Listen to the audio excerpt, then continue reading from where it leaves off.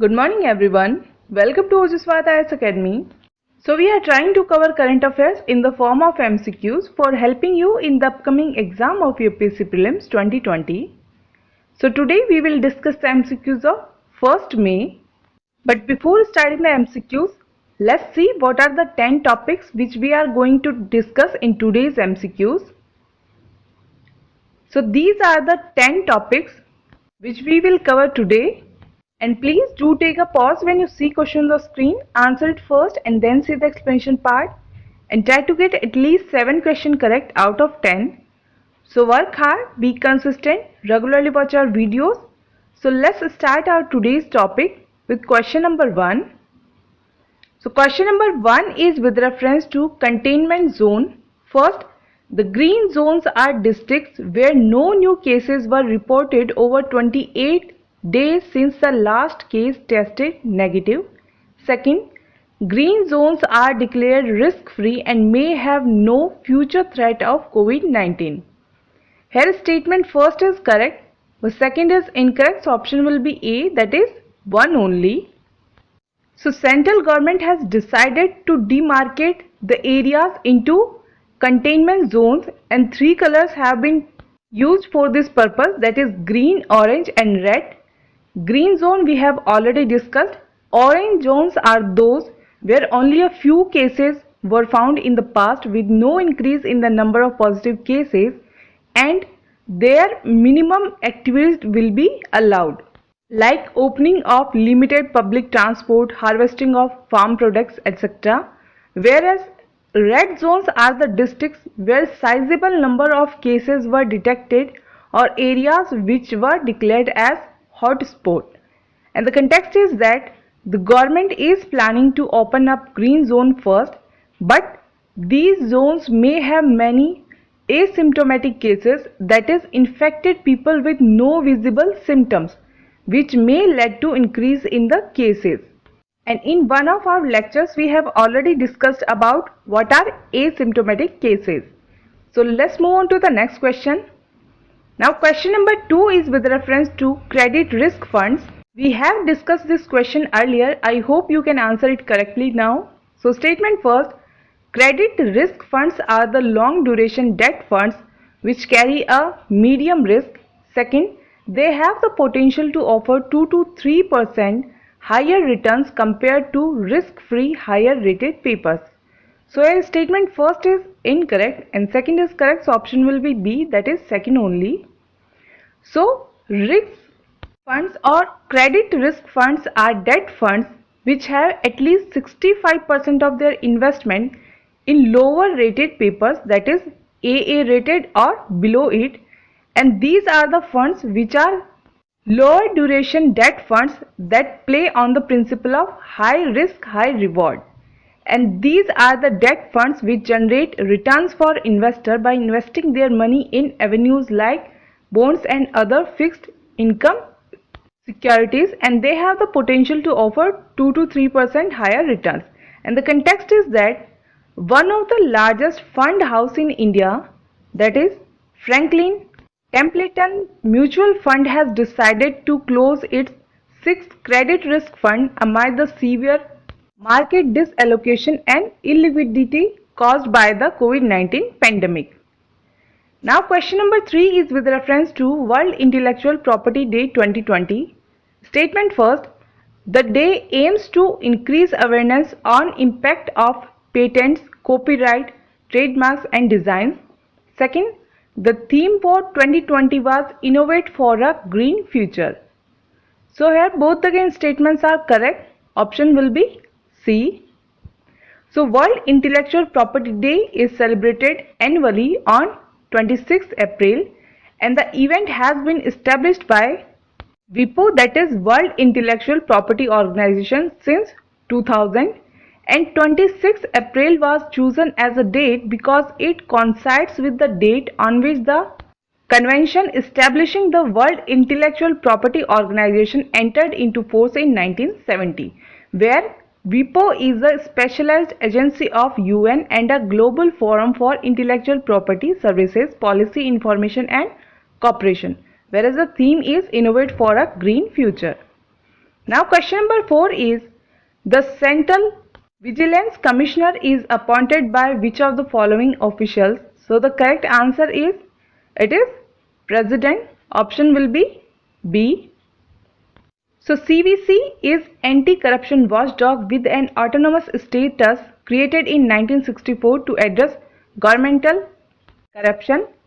So CVC and Vigilance Commissioner are selected by a committee comprising Home Minister, Leader of Opposition, and it is headed by Prime Minister, and the appointment is being done by President of India, and he holds the office for 4 years or till the age of 65, whichever is earlier, and is not eligible for further employment.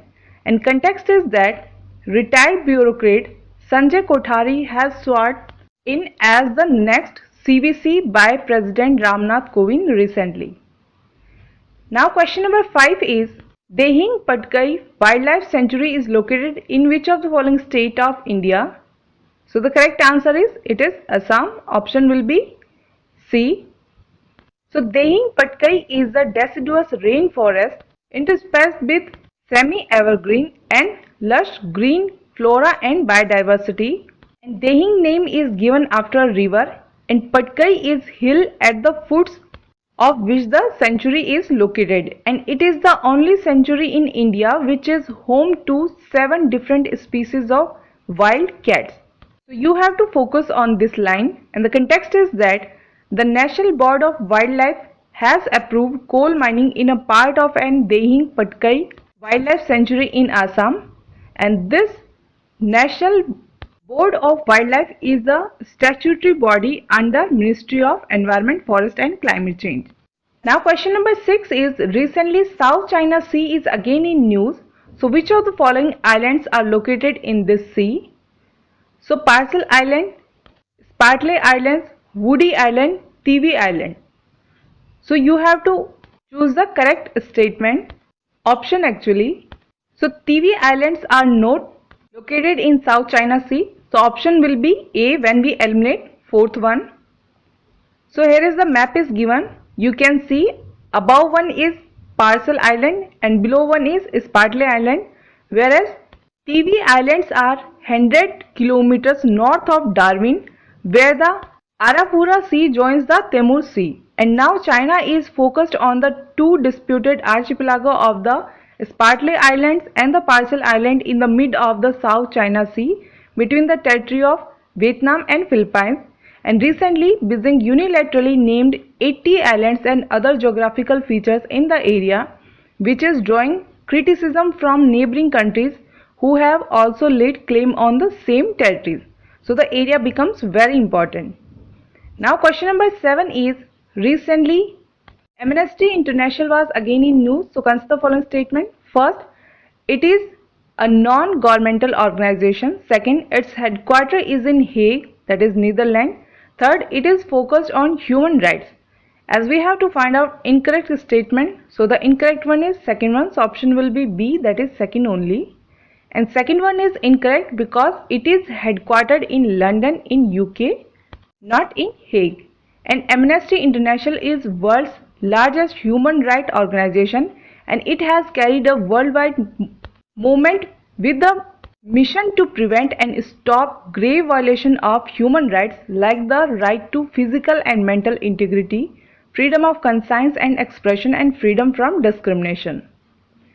Now question number 8 is recently Saudi Arabia has abolished flogging. So consider the following statement. Statement first, earlier flogging was mandatory as a form of corporal punishment for homosexuality. Second, journalist Jamal Khashoggi was given the punishment of flogging. So here statement first is correct but second is incorrect. So option will be A, that is one only, and second one is incorrect because journalist Jamal Khashoggi was brutally murdered in Saudi consulate in Istanbul.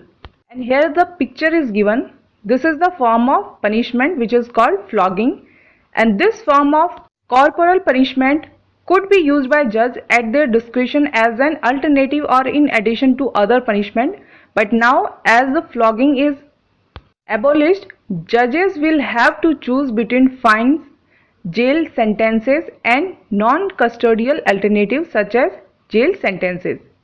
Now question number 9 is, recently Kasowal Enclave Bridge was in news, so under which project has it been completed? So the correct answer is C, that is, it is completed under project Chetak.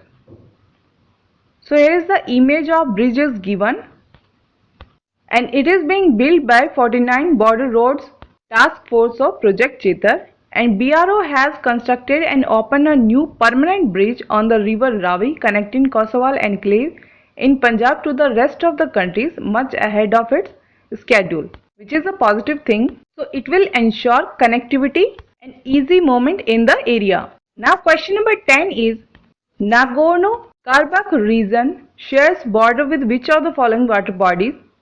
So the correct answer is none of the above. So here is the map is given, and you can see it is entirely located in Azerbaijan and Armenian region. It is also known as Artsakh as a landlocked region, and it is a territorial and ethnic conflict between Armenia and Azerbaijan over this region. So that's all in our today's MCQs. Hope you guys are liking the lecture. Is CVC a statutory body or a constitutional body or extra constitutional body? You have to answer this question in the comment section. If you don't know, please Google it. So if you want to contact us, you can contact through the given details. We are always there to help you. And if you want information regarding UPPSC examination and its test series, you can also contact us. So stay safe, stay healthy, have a nice day, and thank you.